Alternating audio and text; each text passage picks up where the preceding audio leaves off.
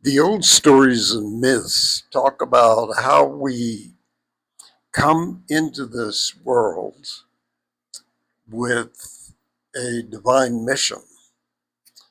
We have something called a divine twin that is in charge of our soul. I think that's a fascinating idea. Um, Now, it's obvious we forget.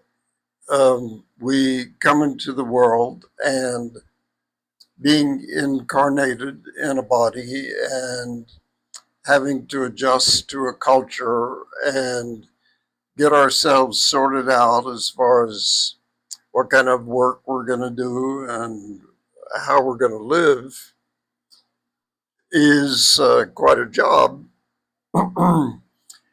And in the process, we we forget why we're here, why we're really here. What happens around middle age is, according to Jung and according to Michael Mead and other people, and according to the old stories, is we are around age 40 or a little later, we start to wake up. Now, this is not the way it happened to me, but um, at least not completely. I got on my path as an artist a lot earlier than that. But anyway, the stories talk about how when we reach middle age, we pretty much solved those issues of, are we going to have a family, what kind of work we're going to do, where we're going to live, how we're going to live. We pretty much get that sorted out. And then the question comes up, why are you here? Why am I here? And it is not difficult. It's not easy to find out why we're here if we don't listen to our intuition. If we're so conditioned by society, maybe we're so overeducated, maybe we are too engulfed by abstractions. Maybe we have been seduced by our own self image. Maybe we just don't listen to our bodies. And so we may have um, an inkling that we're attracted to something specific. We want to do something definite, and we kind of have an inner sense of what that is. But we are taught that we need to be practical. We need to make a living. We need to stay within the practical rules of how to live in our culture.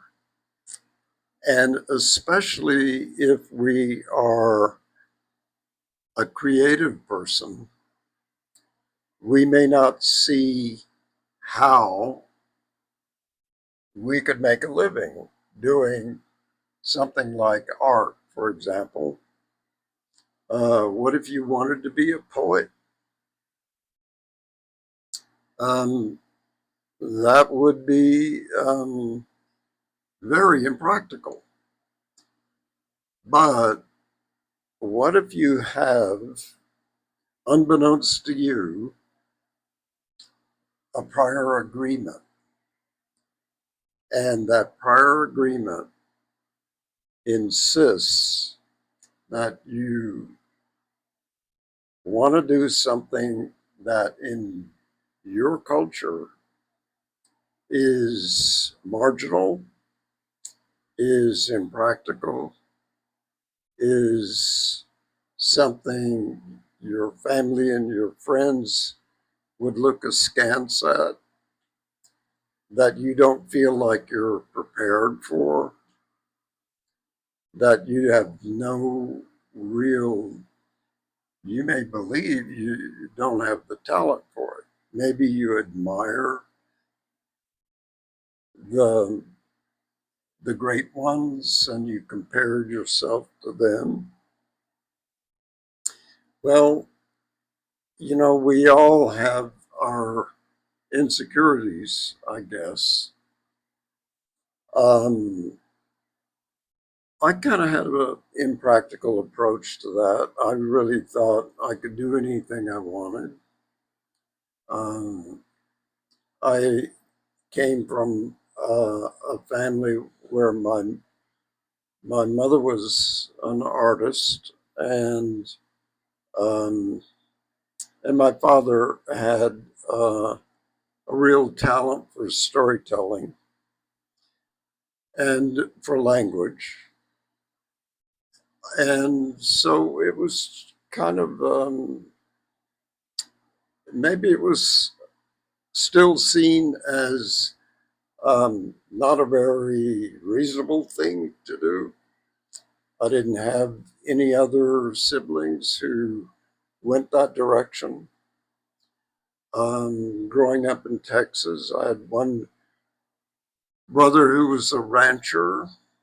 Um, so it looked pretty impractical, and I was aware that I was seen as somebody who was uh, had his head in the clouds. Well, for whatever reason, I was willing to go ahead and pursue that. But a lot of people have such heavy conditioning that it just doesn't seem feasible to do what they love. I think that's really unfortunate, especially the way Jung and Michael Mead put it. Jung has a use of language that's harder to decipher than Michael Mead's. Um, Michael Mead talks as an American, and it actually um, resonates more to our ear than Jung, probably. But just the idea, I think, is liberating. The idea that you already have a contract, you already have a prior agreement that you need to honor sometime in your life. Now, maybe it's impossible to do that in the first part of your life, and it's quite natural to just try to get your feet on the ground and get solid and have a very practical, earthy life. But sometime in your life, you're going to have to address this prior agreement. Now, if you're educated away from it, how are you going to know what it is?